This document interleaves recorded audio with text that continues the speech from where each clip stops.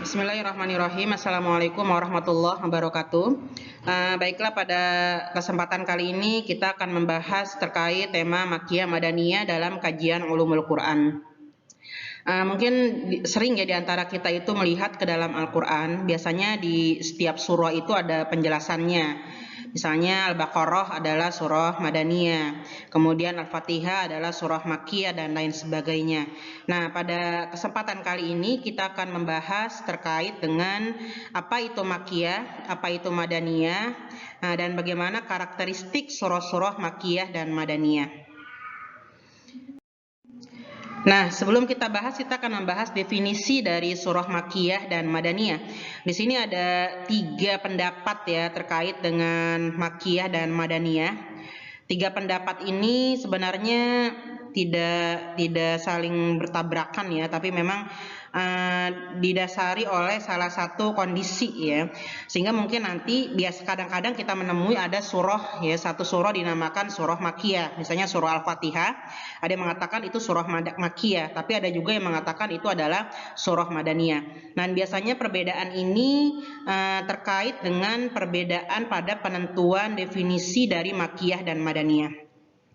Yang pertama, ada ulama yang mendefinisikan Makkiyah dan Madaniyah berdasarkan pertimbangan waktu. Ya, jadi semua surah yang turun sebelum hijrahnya Nabi Muhammad SAW ke Madinah itu dinamakan surah Makkiyah.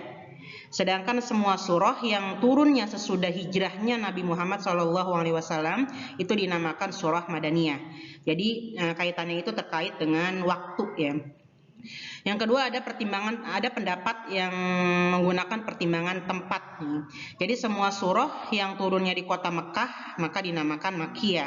Sedangkan semua surah yang turunnya di kota Madinah dinamakan Madaniyah. Meskipun nanti pada definisi ini ada kesulitan ya di dalam menentukan surah yang tidak turun di kota Madinah dan tidak turun di kota Madinah ya, sehingga kemudian dari definisi kedua ini dianggap agak sulit untuk ditentukan. Kemudian pendapat ketiga, pertimbangan mukhatab atau objek yang diseru.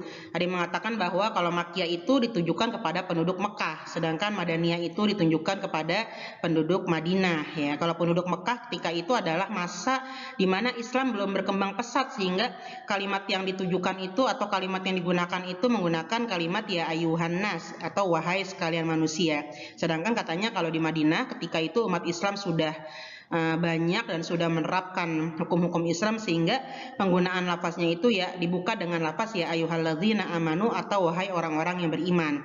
Namun dari definisi yang ketiga ini pun ada kelemahan ya, di mana banyak juga ayat Al-Qur'an yang tidak dibuka dengan kalimat ya ayyuhan nas dan tidak dibuka juga dengan kalimat ya ayyuhalladzina amanu. Sehingga dari 3 definisi ini, definisi pertama itu yang paling banyak digunakan oleh para ulama, yaitu berdasarkan pertimbangan waktu. Jadi semua surah yang turunnya sebelum hijrah maka dikatakan surah Makkiyah. Adapun yang turunnya setelah hijrah ya dimanapun tempatnya maka dia dinamakan Madaniyah, meskipun misalnya turun di kota Mekah ketika haji wada. Nah, tadi sudah dijelaskan bahwa surah Makkiyah dan Madaniyah ini tidak terkait dengan, tidak ada dalil dari hadisnya ya. Artinya penentuan ini Makkiyah, kemudian penentuan ini Madaniyah itu adalah murni ijtihad dari salafus shalih, ulama-ulama yang hadir setelah Rasulullah, yaitu para sahabat tentu saja dengan para tabi'in ya. Nah, para sahabat itu dengan asarnya atau dengan hadis yang mereka utarakan, misalnya bahwa ayat ini menurut penuturan sahabat turunnya di sini ya, jadi dia Makkiyah misalnya, atau turunnya di sana jadi dia Madaniyah, atau melalui ijtihad para ulama setelahnya ya, dengan merunut sejarah, tentu saja sejarah dari sababun nuzulnya. Jadi dalam waktu 23 tahun turunnya ayat itu tidak ada dari Rasulullah ya yang mengatakan bahwa ini surah Makkiyah dan ini adalah surah Madaniyah ya. Akan tetapi memang para sahabat kan ketika itu mereka mengetahui secara detail ya bahwa surah ini turunnya di kota apa, surah ini turunnya di mana, kapan ya, sehingga dari pengetahuan para sahabat itulah ilmu makiyah madaniyah atau penentuan makiyah dan madaniyah ini ditentukan. Jadi makiyah dan madaniyah ini pun tidak boleh berdasarkan prasangka atau ijtihad ya. Jadi harus berdasarkan dari petunjuk atau hadis dari para sahabat ya, meskipun dia tidak menyantrum pada Nabi, atau dalam hadis itu disebut sebagai hadis mauquf ya, hadis yang berasal dari sahabat, atau hadis maktu, hadis yang berasal dari tabi'in. Nah, berikutnya di sini ada karakteristik surah-surah atau ayat-ayat makiyah ya. Apa saja sih surah makiyah ya? Karakteristiknya. Jadi kita bisa melihat sebuah surah ini makiyah, ini madaniyah ya, dengan melihat karakter atau ciri-ciri pada surah atau pada kalimatnya. Yang pertama, setiap surah yang di dalamnya terdapat kata kala itu adalah surah makiyah. Ini biasanya terdapat pada juz amma ya. Misalnya alhaakumut takatsur, auzubillahi minasyaitonirrajim, bismillahirrahmanirrahim, alhaakumut takatsur hatta zurtumul maqabir, kalla saufa ta'lamun, summa kalla saufa ta'lamun.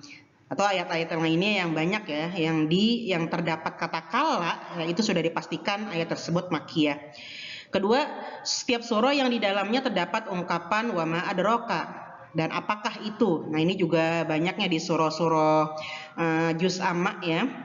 Misalnya inna anzalnahu fi lailatul qadr wa ma adraka ma lailatul qadr. Atau misalnya al-qari'atu mal qari'ah wa ma adraka mal qari'ah. Nah, itu kalau ada kalimat wa ma adraka itu bisa dipastikan surah itu adalah makiyah ya.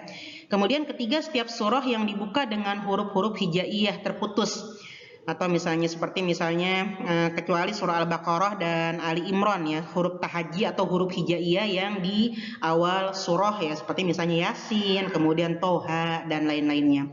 Kemudian keempat, setiap surah yang dibuka dengan tahmid, pujian, alhamdulillah, itu adalah surah makiyah. Kemudian surah-surah yang di dalamnya terdapat ayat sajadah ya, itu dipastikan surah makiyah. Ayat sajadah itu di dalam Al-Quran ada 10 yang sepakat ya, kemudian ada 15 ya. Nah, kalau yang tidak sepakat itu ada 15. Jadi 10 sepakat, 5-nya ini masih dalam perbedaan pendapat ya. Di antaranya atau yang 15 surah itu adalah surah An-Najm, Ar-Ra'd, kemudian Al-Isra, Al-A'raf, Al-Furqan, An-Naml, An-Nahl, As-Sajadah, Fussilat, At-Tahrim, Al-Insyiqaq, Al-Alaq dan surah Shad ya, ada 15. Kemudian ada lagi yang ulama masih berbeda pendapat, itu adalah surah Al-Hajj. Jadi di situ ada ayat sajadah, maka bisa dipastikan dia adalah surah makiyah. Kemudian keenam, setiap surah yang di dalamnya terdapat seruan ya ayuhan nas tanpa seruan ya ayyuhallazina amanu. Ketujuh, yang ada kalimat ya bani Adam. Kedelapan, yang menceritakan kisah-kisah para nabi dan umat terdahulu selain surah Al-Baqarah. Kesembilan, ada kisah-kisah iblis dengan Nabi Adam selain surah Al-Baqarah, kan adalah makiyah. Nah, kalau tadi adalah karakteristik berdasarkan kalimatnya ya. Jadi kita bisa melihat kalimatnya ini makiyah itu berdasarkan kata-katanya atau kalimat-kalimatnya. Nah, berikut adalah karakteristik atau ciri khas berdasarkan redaksi dari ayatnya. Ini bisa dibaca ya. Surah yang ayat makiyah biasanya pendek-pendek, ringkas-ringkas ya. Kemudian kenapa seperti itu? Karena biasanya yang surah-surah yang pendek-pendek itu walaupun ringkas tapi mengandung balaghah yang sangat tinggi ya. Ini terkait karena memang orang-orang Quraisy ketika itu merupakan suku yang sangat maju ya kajian bahasanya, karena tinggalnya itu di pusat peradaban. Kita tahu bahwasanya suku Quraisy itu tinggalnya kan di kota Mekah, dan Mekah itu merupakan pusat peradaban ya di kalangan bangsa Arab, sehingga bahasa Arabnya itu sangat maju. Kemudian banyak mengandung sumpah ya, al-qasam, misalnya kalimat watini wazaitun, wa-nya itu kan kalimat qasam, watini wazaitun wa turi sinina wa hadzal baladil amin. Kemudian wal fajr walayalin ash wasyaf wal water, itu kan ayat-ayat sumpah ya, atau qasam ya. Maka setiap ada qasamnya itu biasanya ciri khas dari surah makiyah. Kemudian sering muncul kata-kata penegasan seperti misalnya dalam surah Ar-Rahman itu kan fabi ayyi ala'i rabbikuma tukadziban ya. Kemudian ungkapan-ungkapannya berkarakter kuat dan menghentak gitu. Tadi seperti saya katakan, kenapa? Karena memang penduduk Mekah itu orangnya keras-keras, tapi mereka punya sisi kebalagohan atau keistimewaan bahasa yang melebihi bahasa-bahasa dari kaum kabilah-kabilah Arab yang lainnya. Kemudian juga disertai dengan kemiripan bunyi kata-katanya, tajanus ya, seperti misalnya la uqsimu bihadzal balad wa anta hillum bihadzal balad, itu kan diakhiri dengan huruf dal ya. Atau misalnya wassama'i dzatil buruj wal yaumil ma'ud wasyahidu wa mashhud, semuanya ditutup dengan kalimat dal, yaitu tajanus. Jadi kalimat-kalimat yang sejenis. Kemudian dominannya corak insya, yakni kalimat yang berisi perintah, larangan, pertanyaan, harapan, dan ketetapannya. Jadi isi ayatnya itu memang tegas-tegas. Berikutnya karakteristik kalau tadi dari segi uslubnya, ini dari segi temanya ya, tema-temanya karena memang ayat-ayat Makkiyah ini diturunkan sebelum Nabi hijrah, maka tema-tema Makkiyah ini terkait dengan mengajak orang untuk beriman kepada Allah ya. Jadi belum ada tema-tema yang terkait dengan hukum-hukum ya, atau tentang kekeluargaan, tentang masyarakat, tentang negara, itu belum. Jadi fokus dari tema Makkiyah adalah mengajak sebanyak-banyaknya orang kepada keimanan kepada Allah. Jadi maka ayat-ayatnya pun karakteristik temanya pertama mengenai akidah, keimanan pada Allah, keimanan kepada hari akhirat, kemudian kebangkitan setelah kematian, surga, neraka, bagaimana ciptaan Allah. Kemudian banyak ayat-ayat tentang langit ya, atau malakut, atau bahasanya ya. Jadi yang terkait dengan matahari, bulan, dan sebagainya. Di situ orang yang ketika itu belum beriman diajak berpikir oleh Al-Quran. Ya, itu karakteristik dari tema-tema Makkiyah. Kalaupun ada syariat itu baru pada pondasi-pondasinya saja. Jadi belum ada penjelasan secara rincinya. Itu baru nanti di surah Madaniyah. Nah, kalau tadi karakteristik Makkiyah ya, ayat-ayat Makkiyah. Kalau ini adalah karakteristik Madaniyah ya. Yang pertama, setiap surah yang mengandung aturan hukum seperti qisas, sariqah, zina, qazaf, waris, dan sebagainya itu dipastikan Madaniyah ya. Ini karakteristik dari ayat-ayatnya ya. Kalau yang tadi kan ada dalam surah Makkiyah ada kata-katanya. Nah, kalau kata-katanya itu berarti yang selain yang tadi, nah itu selain yang karakteristik kata di Makkiyah, berarti itu adalah miliknya Madaniyah. Yang pertama, setiap surah yang mengandung aturan hukum, tadi sudah ya, itu adalah Madaniyah.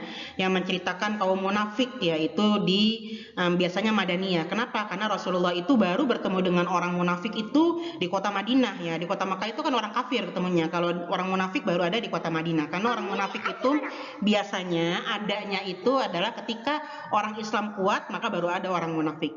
Kemudian setiap surah yang di dalamnya terdapat ya ayyuhallazina amanu. Nah, itu juga sama ya, Madaniyah. Setiap surah yang berbicara tentang jihad ya, seruan jihad, berjihad, itu Madaniyah. Setiap surah yang ada perdebatan dengan ahli kitab itu juga Madaniyah. Kenapa? Karena Rasulullah juga baru bertemu dengan ahlul kitab itu di kota Madinah ya. Di kota Mekah itu tidak ada. Mereka itu di kota Mekah itu baru orang-orang yang penyembah berhala. Kemudian setiap surah yang terdapat kisah Nabi Isa itu juga Madaniyah. Kenapa? Karena kan kisah-kisah Nabi Isa ini ditujukan untuk ahlul kitab ya, yang ada di kota Madinah.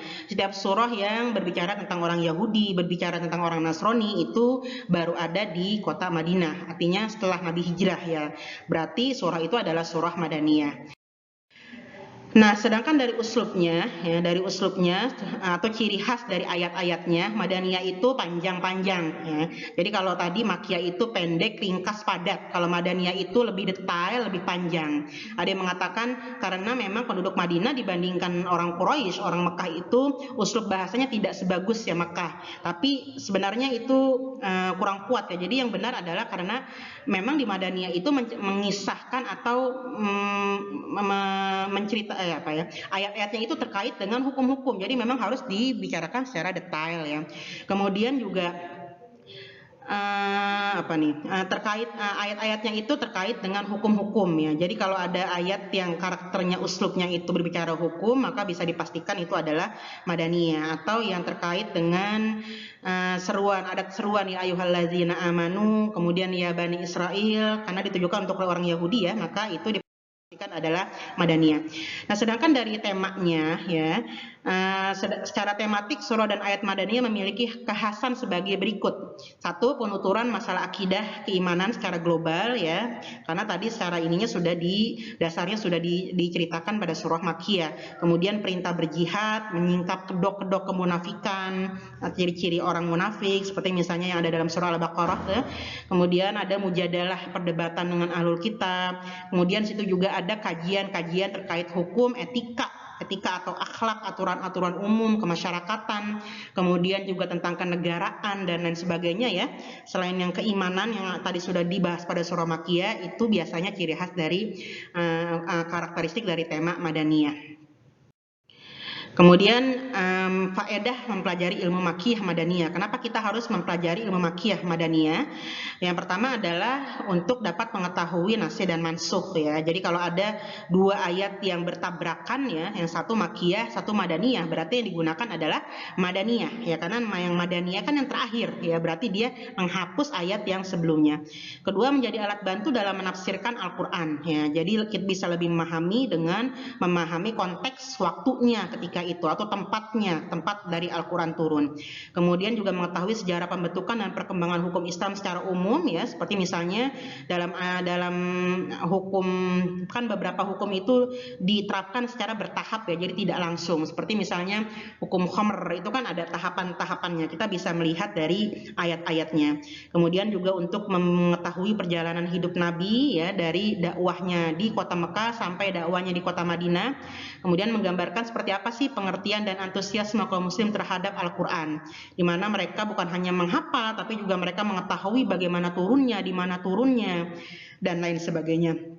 Mengetahui sababun nuzul ya, dengan tempatnya juga, menumbuhkan keyakinan bahwa Al-Quran itu bebas dari pengubahan, penambahan, ataupun pengurangan. Kenapa? Karena orang itu sudah bukan hanya hafal Al-Quran, tapi juga mengetahui bagaimana dia turun dan tadi tempatnya di mana. Membantu merasakan keindahan bahasa Al-Quran dan menjadikannya bahan pelajaran dalam bidang dakwah ya. Jadi kalau kita lihat ya, fase Mekah itu kan berbeda dengan fase Madinah. Di fase Mekah itu ayat-ayatnya terkait dengan keimanan. Maka ketika kita berdakwah, kita juga melihat pada kondisi masyarakatnya. Kalau masyarakatnya itu seperti orang Mekah ya, kita jangan ngomong masalah hukum ya, tapi kita ajak dulu mereka untuk beriman kepada Allah. Nanti setelah mereka itu sudah imannya kuat seperti orang Madinah, baru kita berbicara tentang hukum ya, hukum sholat, hukum puasa dan lain sebagainya. Nah, sehingga ayat-ayat Makkiyah Madaniyah ini bisa menjadi kaca ya, atau pembelajaran bagi pendakwah bagaimana sebaiknya dia berdakwah ya. Itu saja ya dari saya. Assalamualaikum warahmatullahi wabarakatuh.